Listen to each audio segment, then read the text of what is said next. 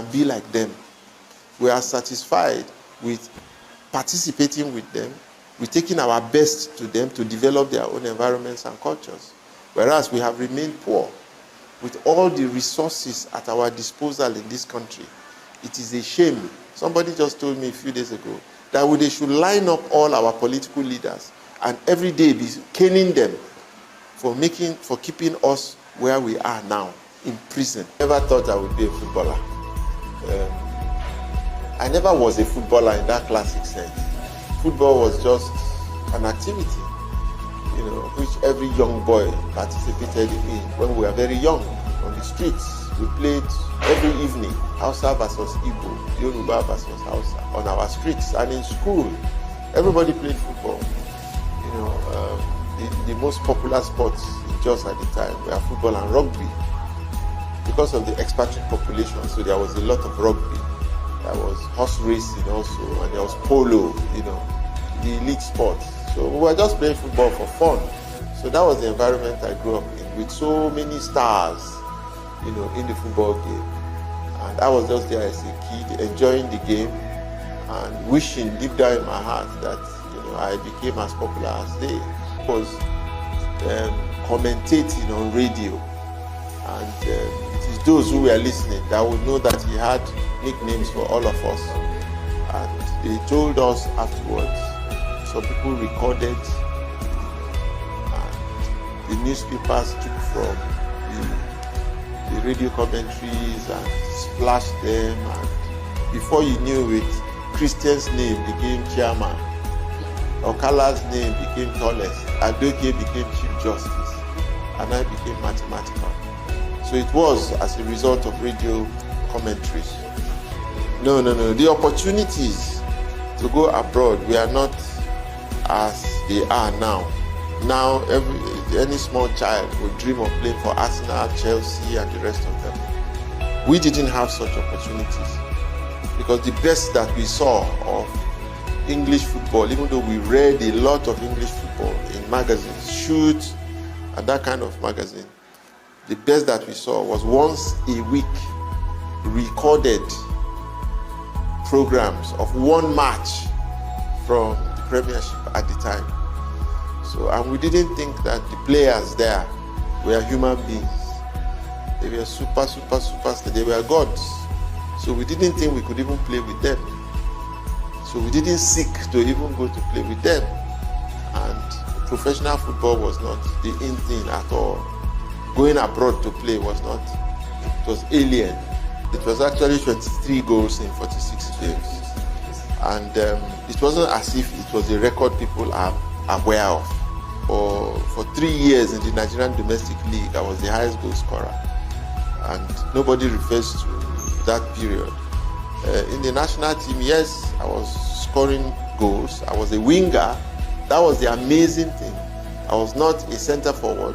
I was a winger, but scoring goals, which was, truly the truly remarkable thing about it. Long before, in the mold of Jairzinho of Brazil, who scored, I think, 8 goals during the World Cup of 1970. He was playing from the wings, So it was not something that was consciously there, that I was scoring the goals, I was the highest goal scorer.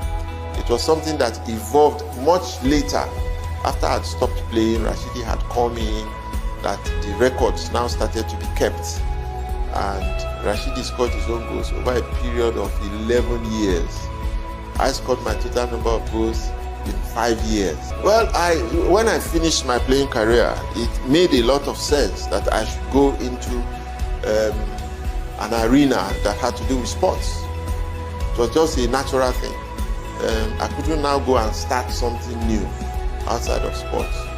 And the sports industry was very virgin in Nigeria. It was very new. There was nobody in the sports business, hardly anybody in the sports business.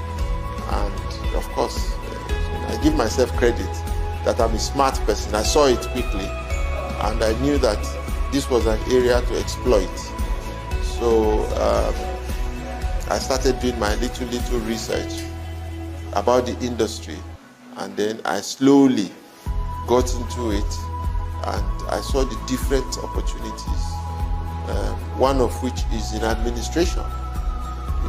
So I was invited to be a part of the NFA board at the time. I was part of the professional implementation committee to introduce professional football into the country, and those experiences started to sharpen my mind about administration and the lack of enough people with experiences, deep experiences in the game, going into administration. So it became just a natural direction for me to flow. Well, you see, if I had started by joining PDP or APC, the two dominant parties, I would end up consumed by what has consumed everybody that has gone into either of those two parties now. You can see the crisis we are all in. It will still be the same result. We wouldn't get out of where we are now, the pit we are in now. We wouldn't get out, because those are well-established traditions.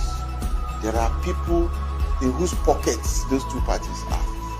They are controlled by a system that is decayed or decaying. So why it will be senseless for me to go there when I know I will be consumed, I'll be part of it, I will just end up like every other person. So I'd rather do the one that is totally different, that is totally new. And unfortunately for all of you Nigerians, you have a person whose mentality is driven by sports. In our own sport, to fail is a stepping stone to winning. We are not afraid to lose. You don't have to come first to be a winner. All you need to do is go there and give of your very best. Provided you are committed, you are dedicated, you are passionate about it, you are single-minded about it, you go out there and you fight to the end, to the last whistle. That's what this country tuned us on. Those are the values that became ingrained inside of me through sports. Now, unfortunately for Nigerians, they have unleashed all of that on themselves by me coming into politics. Politics will never be the same in Nigeria. Now, go to Ogun State. There's no conversation about me. There's no conversation about me or even the political party I have joined. Zenith Labour Party. It's not a big party. It's a new party. It has just started. It doesn't have much.